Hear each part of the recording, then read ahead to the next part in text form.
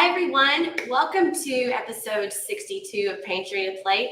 I'm Kristen, the food bank dietitian, and I am coming to you from the Kaiser Permanente Learning Kitchen at the Atlanta Community Food Bank. And today I am going to be talking to you all about mangoes. So mangoes are in season. We haven't seen any in the warehouse, but you never know when one might show up.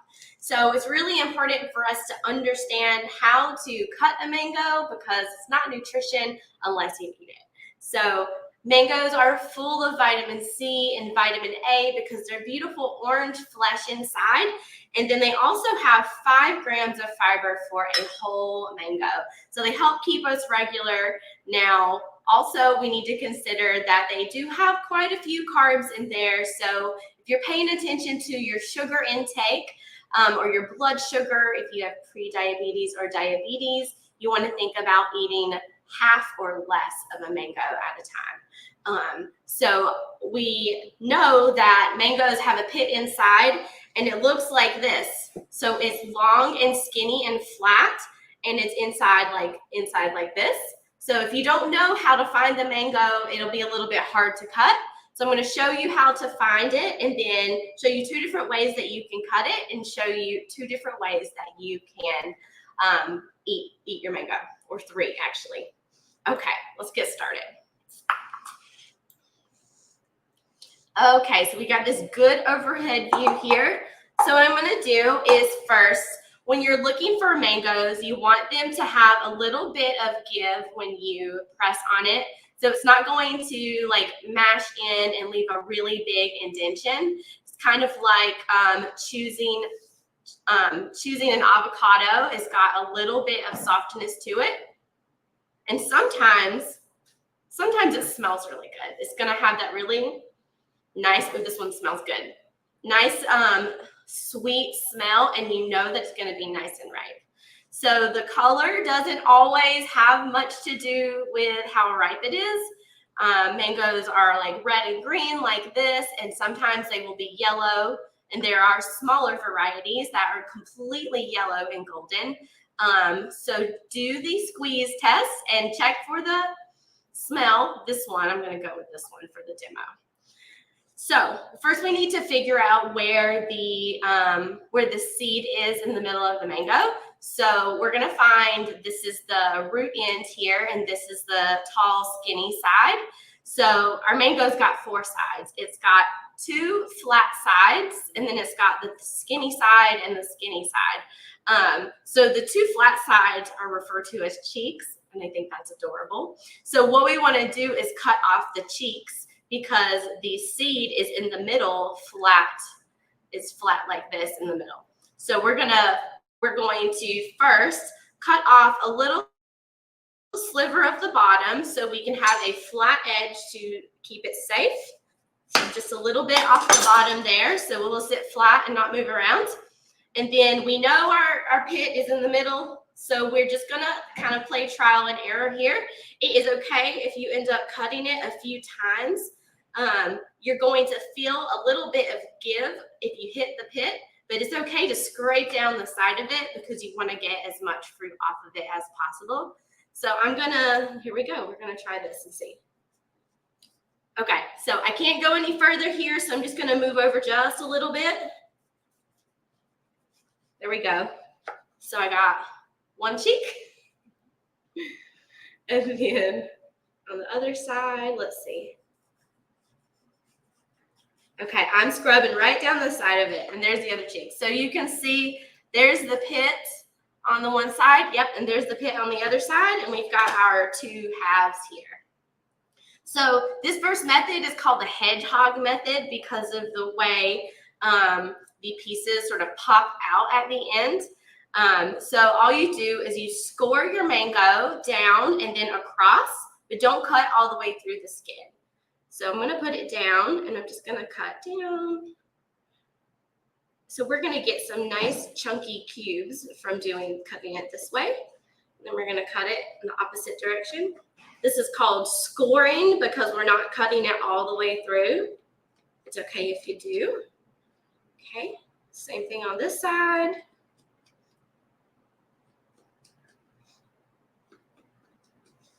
and then go across. This method can be used for a lot of different vegetables also for making like really good flavorful roasts. So here we go. So we're just gonna push it through like this. There we go. So now it's inside out, and this is referred to as a hedgehog because they have a lumpy sides, lumpy scales on the outside. There we go. So there's our two halves. So at this point, you can use your fingers to go along the edge of the skin to get the cubes out, like it pops out just like that. This is a great way to just snack on it too. You can just take it and just bite it off.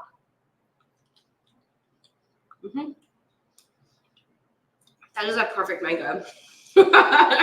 Thank you, store. I was so worried they weren't going to have any white ripe mangoes this morning. So there we go. That is how you do the hedgehog method for cutting. Now, we do have some of the flesh still stuck here on the sides of the pit, and we don't want to let any of that go to waste. So we can just grab our knife and cut down the sides. It might be, there we go, might be a little trial and error. See, it stopped. So I'm gonna go pull that out like that. This is where, yeah, it's just gonna look like this. Okay, so I dug into it, no problem there. Cut off the sides like so. And then once you get as much as you can off with your knife, I'm gonna get all the edges that has the skin. There you go. This is super fun because you can just chew on it and chew all the meat off of it. Or if you love flavored water, this is a great place to have some ice cold water, and you can toss your pit in there and let it steep, and you will end up with a yummy mango flavored water. And that's a great way to stay hydrated when you've got something really nice and flavorful to look forward to instead of plain water. Okay, so that's the hedgehog method, and that is what you can do with the pit. So let's move on, and I'm going to show you the skin and slice. We're going to peel and slice it. So let me just shift over.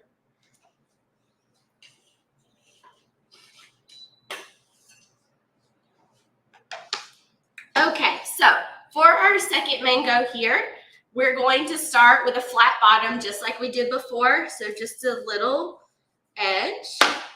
So we have a flat edge.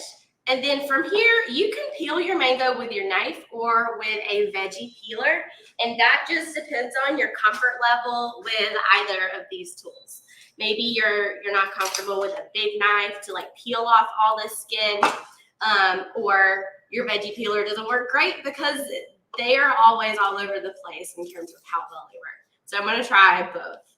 Actually, what I'm going to do to make it easy on my veggie peeler is I'm going to cut off a little corner so I have somewhere to start that's already open. So let's see. Oh my gosh, good job, veggie peeler. Here we go. Good veggie peeler. So yeah, we're just going to cut off all the skin. So just also keep in mind that the flesh of the mango is going to be really slimy once you start getting into it. So that's why we've got our flat edge, so it doesn't move around. And we don't have to hold it in our hand the whole time, because the more skin comes off, the more slick it is, and then it can just be a hot mess. Okay, there we go. Doesn't take very long here to get off the skin. This works for other varieties of mango too. So if you've got the small golden ones, those work just this way as well. Their pit is shaped the same way, and it's in the middle. It's just a little bit smaller. Okay, so I'm just gonna get off, yep, the little skin around the bottom edge. Cool. Okay, let me get all this skin off. And then we're gonna treat it just like we did before. We're gonna find the pit, and then we're gonna cut off the cheeks. And then we will take a little different step after we get off the sides. So let's find our pit. First try.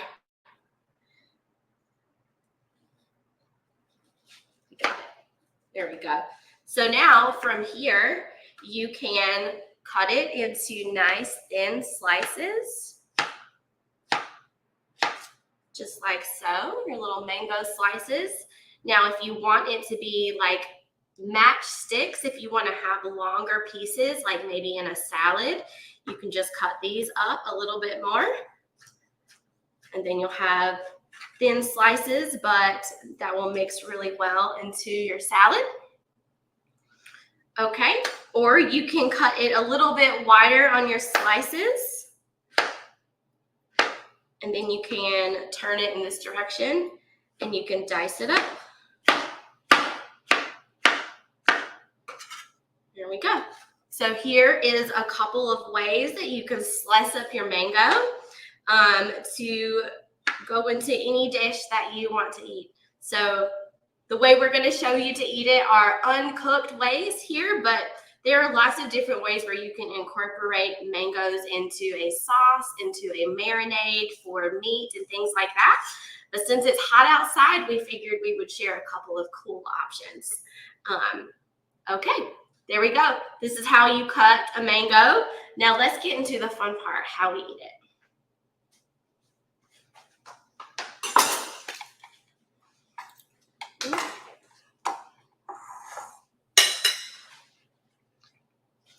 Okay, so first we're going to make a classic mango salsa. So I am using a classic salsa recipe that you would use traditionally with like just tomatoes, but instead of tomatoes, we're going to use mango. This is great for peaches, for pineapple. We've made it with strawberries before. We've made it with blueberries before. Like, this is a great foundation, and then you can add other vegetables that you think would add a good texture or a good flavor, but this is the foundation. So this is our really small chopped mango, and this is 2 mangoes here. So nice small chop. You can make this as chunky or as small as you want to your taste. I've got half of a red onion. Any color will do. I'm going to start with about half of this, and we'll add as we mix it up and decide the flavor balance that we like. So that's about 1/4 of an onion. If you like spicy flavors, you can do a hot pepper like jalapeno. You may know that the seeds and the white pith, P-I-T-H, inside the jalapeno is where most of the spice is. So if you want it to take down the spice a notch, use a little spoon to scoop those out before you chop it up. This one smelled spicy today when it was being cut, so I'm going to just go a little light-handed. This is 2 jalapenos. I'm just going to do about 1/3 of that. And then I'm going to add some fresh garlic. This is a couple cloves of fresh garlic, just minced up. And then I'm a huge fan of cilantro. Not everyone is. So I'm just going to get a nice little handful of cilantro in there. And then to top it all off, to bring all the flavors together and sort of make it a marinated dish, we're going to use some lime juice. So this is actually 4 limes. I like sour, so we're going to go about half of that. And then just a little pinch of salt to bring all the flavors together. Okay. So this is where you can think about, okay, what other colors would look really beautiful in here? What do I want to serve this with? You can eat this as a snack with some chips if you want to do that. You can also use it as a topping for grilled meat. You can put it on top of a salad and add some extra flavor as another topping. Look at how beautiful that is. Yum, yum, yum. Okay, I'm going to do one more little scoop here. I'm going to give it a little taste so I can decide if it's got the salt and the sour enough to my preference. Just a little sprinkle of salt. That is so fresh and delicious. Yeah. Okay. So that's how you make a classic salsa using mangoes. Hope you will give this a try or get even more creative and try it with pineapple, with strawberries, anything. Okay, so last but not least, one more cold dish for your hot days. We're gonna make a mango smoothie. And this is inspired by, in Indian culture, is called a mango lassi. So we're not calling it a mango lassi today because we're not using the same type of yogurt that they would use in India. The yogurt that they use in India has a lot more whey in it, so it's more of the liquid part that's left over after you make yogurt. So we're going to use some plain unflavored Greek yogurt, which is going to give us a lot of protein and make this smoothie really filling, and considering the added fiber that you're going to get from the mango as well.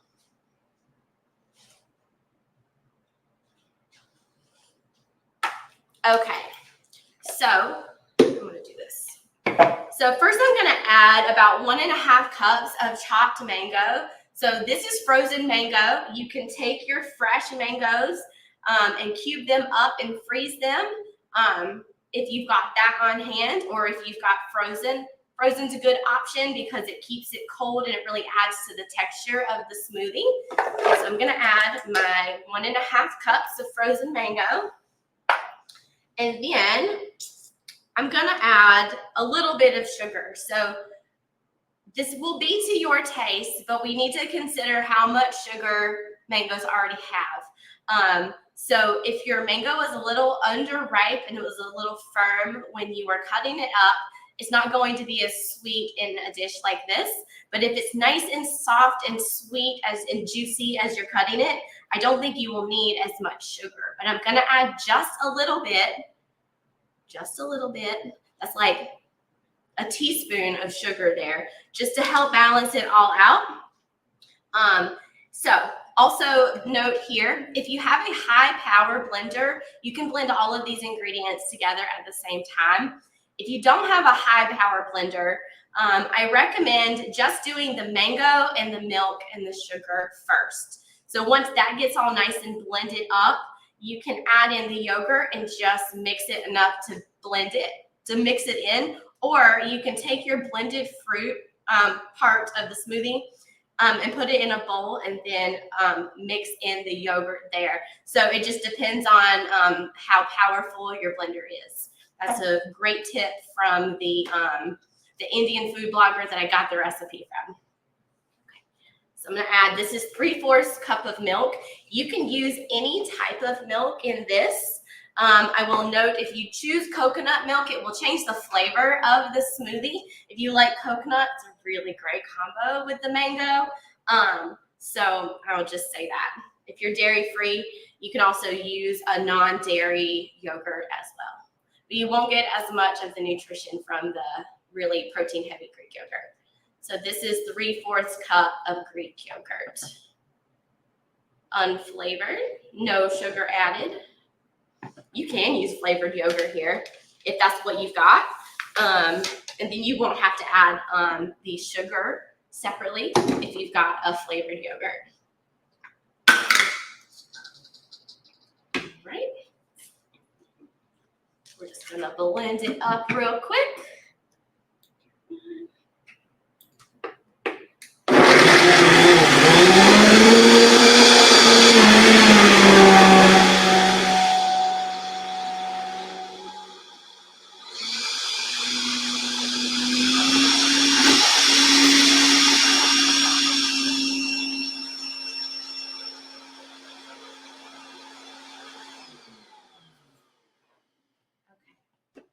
I'm gonna grab my little spatula here. Thank you. Make sure that, oh, there we go. The yogurt kind of hung out on the top a little bit. So there is a difference between the texture of a mango lassi and in the style that we're making here versus a smoothie. So it is more of a drink than a thick textured smoothie. So it's going to be more drinkable. Like a straw would work really well with this, but not necessarily with a smoothie, because a smoothie might be too thick. Okay, I'm just going to give it one more blend here.